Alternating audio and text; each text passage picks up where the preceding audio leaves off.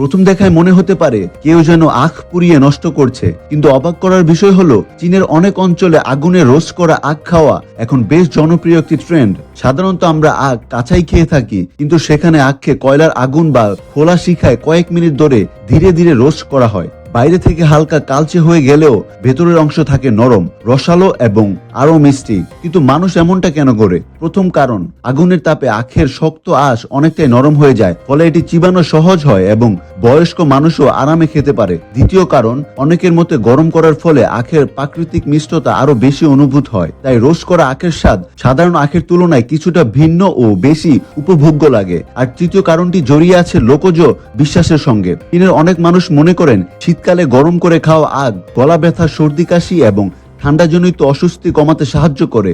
যদিও এসব স্বাস্থ্য উপকারিতার পক্ষে বৈজ্ঞানিক প্রমাণ এখনো সীমিত, তবুও এটি দীর্ঘদিন ধরে তাদের ঐতিহ্যের একটি অংশ হয়ে আছে। আজ সামাজিক যোগাযোগ মাধ্যমে এই রোস্ট করা আখের ভিডিও কোটি কোটি মানুষ দেখছেন। কেউ অবাক হচ্ছেন, কেউ আবার নতুন স্বাদের অভিজ্ঞতা নিতে এটি নিজেও চেষ্টা করছেন। একটা সাধারণ আখ যে আগুনে পুড়ে একটি নতুন খাবারের রূপ নিতে পারে, পৃথিবীর বিভিন্ন সংস্কৃতিতে একই খাবারও কত ভিন্নভাবে উপভোগ করা যায়।